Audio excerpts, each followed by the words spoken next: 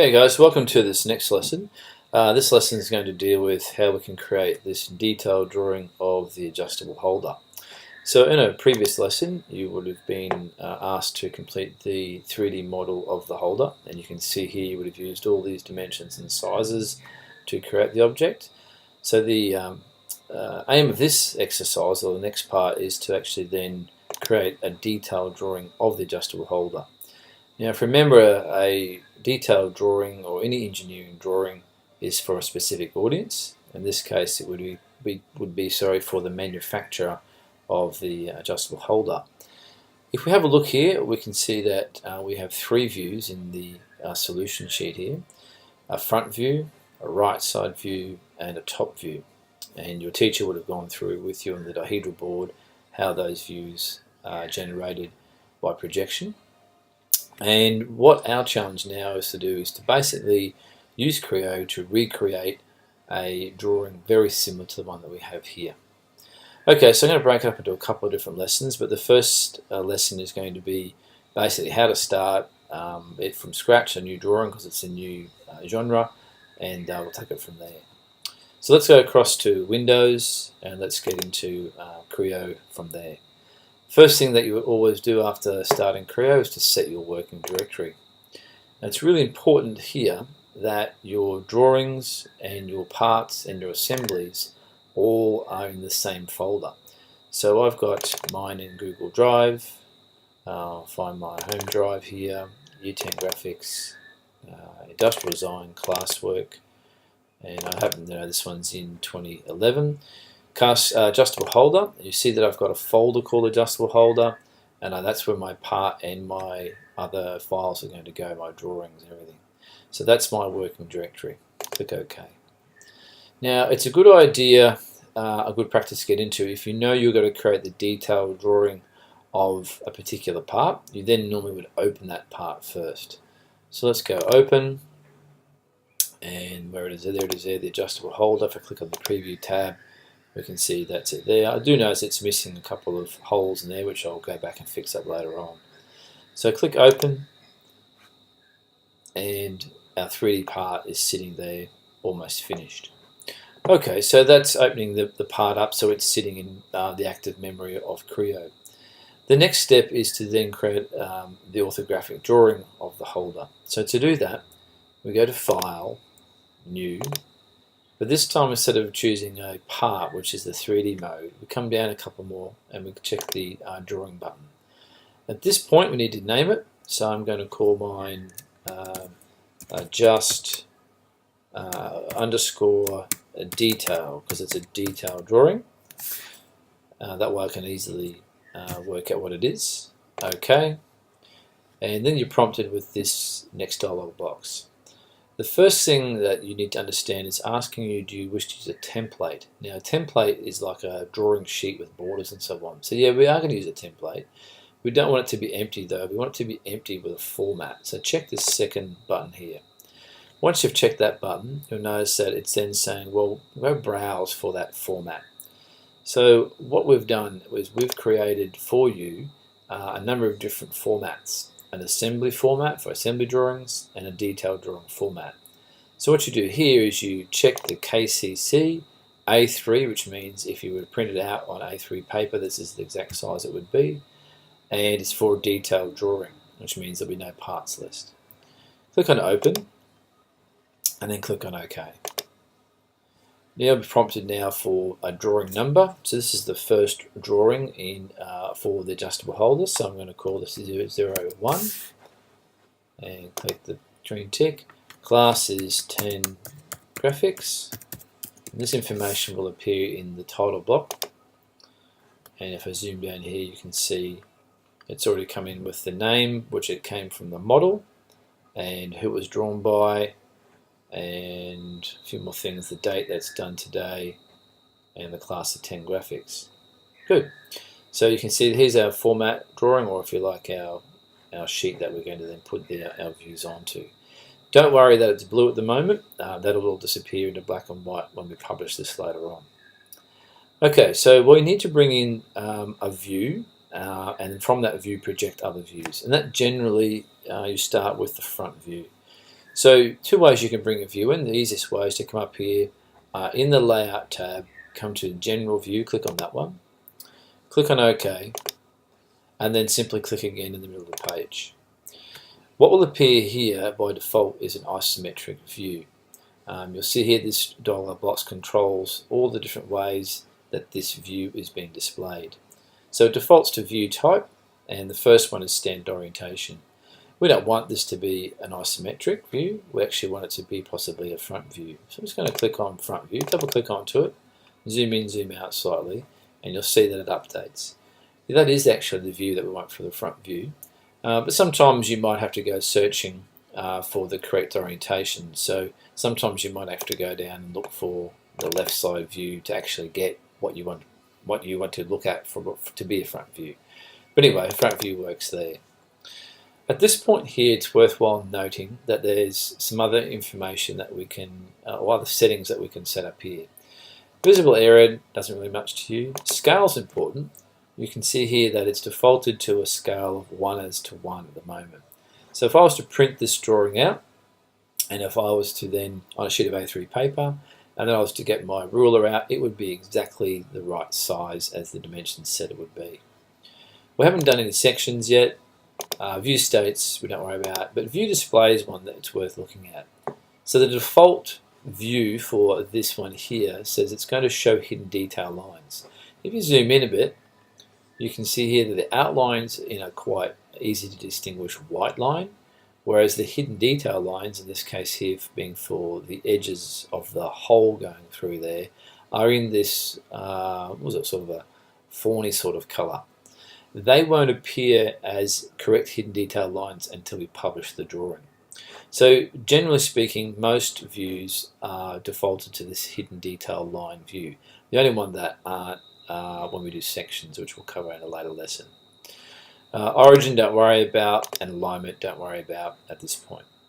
Okay, so you can click apply and OK, and there is our front view, bottom left hand corner. So I'm just going to grab it and pull it down to there like so. I can zoom fit it. Okay, there we go. Alright, now here's the next crucial step that a lot of people get wrong.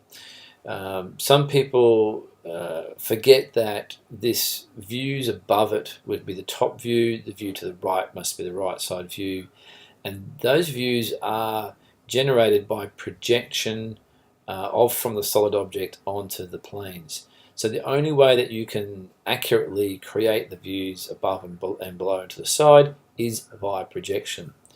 So what you need to do is you need to select the view that you wish to project from, in this case being the front view, then hold down your right mouse click for about, I don't know, half a second, and you should be prompted with these different options. So we're going to select the projection view option, and then as I move my cursor above and to the side, you'll then see a preview box of where the view might be. So we can go left side view, right side view, top view, bottom view, and we could even actually do like a left side, then a rear view if we wanted to. But let's just go above and click there like so, and you can see we've now projected directly above our front view is our top view. Let's now do the same for a right side view. Now the side view doesn't get projected from the top view, the side view gets projected from the front view. So you need to select the front view first, right click down for about half a second, projection view, and then you can see we select our side view. It's good practice too to make the distance between the views about the same as well. So front to side, front to top, about the same distance. Okay, so that's the first stage. Let's save that before we lose it. And now we need to, let's go over and study the drawing, the solution, see what's missing. So we're going to zip back over to our solution here. Alright, so it looks like we've got a whole lot of dimensions that we've got to put in. Also looks like we've got some center lines that need to go in. So center lines are a long dash, short dash line that represent the center of a hole or a circle or an arc. So we can see here we've got our crosshairs center lines when we're looking directly on top of a circle or a hole, and then we've got our axial center line representing the center of that hole going right through. Center lines are really important. They help the viewer to identify the centers of objects and features, and also realize that it is cylindrical or circular. So what we'll do now is we'll dart back to Creo, and center lines are quite easy to insert. If we wish to do the center lines for the front view, we select the front view. Now once it's selected, you come up to the Annotate tab. Annotate is a mode where we can do all dimensioning and also center lines. Once we're in the Annotate tab, select Show Model Annotations. This dialog box appears. To do center lines, I want you to come across to the far right hand side of all these tabs and check on that center line tab. You'll notice that as you hover over this option here, center line, you'll see the center line pre-highlight in blue on the view. Simply click onto it, either in the box there, or you can select and click on it at here as well. Okay, it goes black, click apply and click cancel, and the center line's been placed in. So there's the front view. Let's do the same for the top view. Show model annotation, apply, cancel, and then the same for the right side view as well. And I would probably have two more holes there which I haven't put in yet, which I should do as well. Okay, so center lines have now been positioned for this major hole. I'm going to save that. Always a good idea to save things as you go. I think it saved. Yep, it did. Okay, so let's go back to our solution again. And we can see here that we have lots of dimensions to insert. And you can see also that I've made a decision here to try to keep the dimensions onto only two views. You see the right side view here is quite complex, quite busy with lots of hidden detail lines and so on. So I've chosen not to put dimensions onto this view and put it onto a view where it's easier to identify where those dimensions are actually pointing to. So dimensions lines are made up of three things, or four things really. Let's look at, say, this 126 dimension here. The first thing, of course, is the dimension itself, being 126. The second thing is the line that represents, we call it the dimension line, and you can see the dimension line here has arrowheads at each end, and those arrowheads point to a leader line, and the leader line then traces back to the feature that you're trying to dimension to. So leader lines, arrowheads, dimension lines, and of course the dimension itself. So let's start off by perhaps looking at the dimensions that we might put in on this front view. And so you say to yourself also, how many dimensions do I need to put in? Where do they go? How do I know? Well, this is where you've got to ask yourself, well, I drew this object from a workshop drawing or from our classwork drawing by using this here. So you only need to put in the dimensions that you used to draw it from to be able to, the manufacturer, to be able to produce it. So if you're using this as a guide, you can see that most of these vertical dimensions are all going to go onto the front view.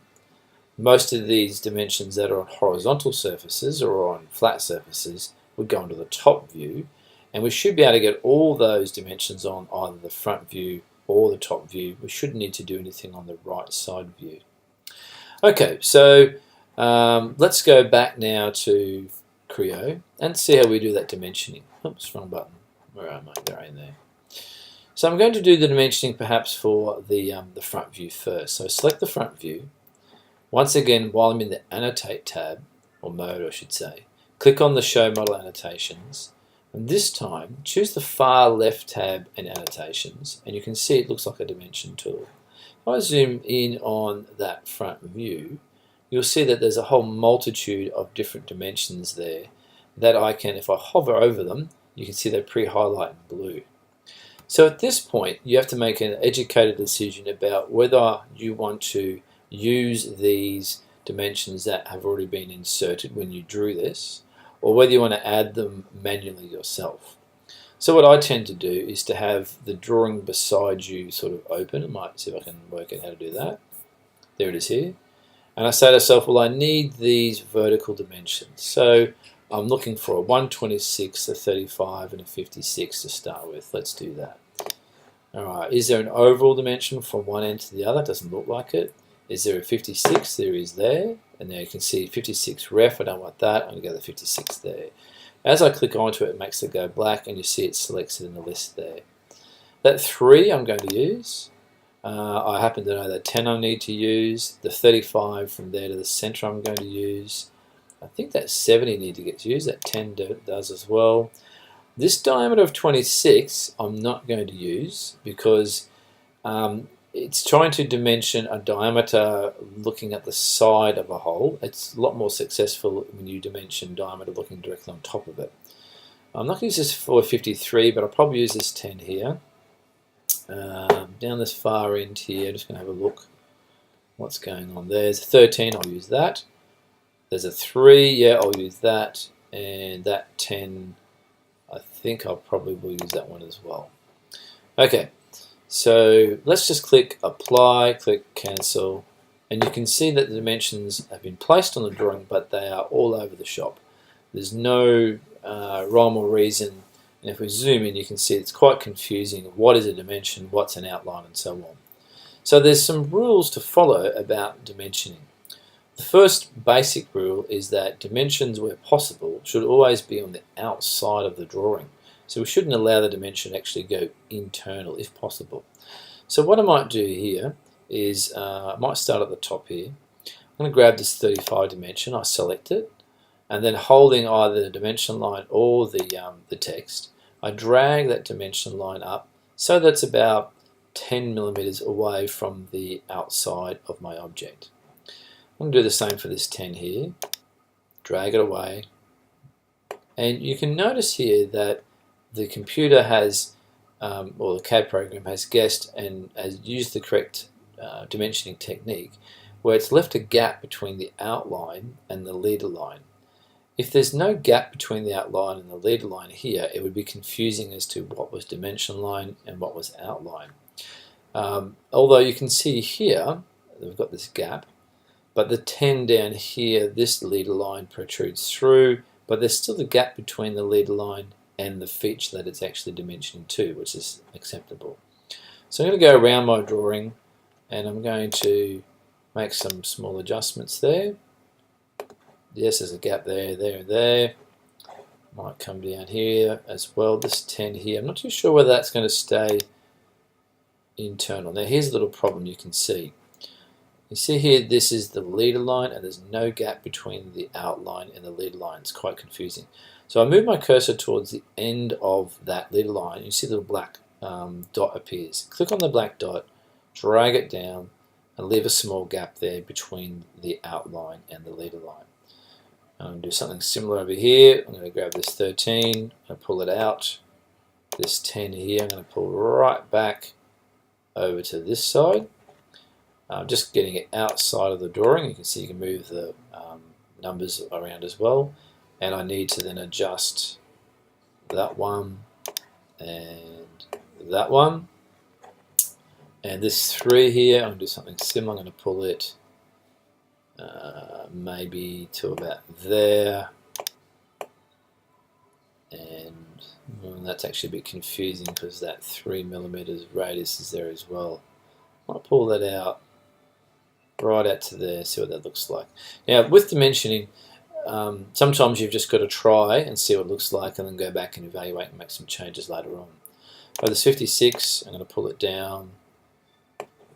So we generally have about a 10 millimeter gap between the outline and your first dimension line, like so. Okay. Alright, have a go at those and we'll come back and continue the lesson for the next tutorial.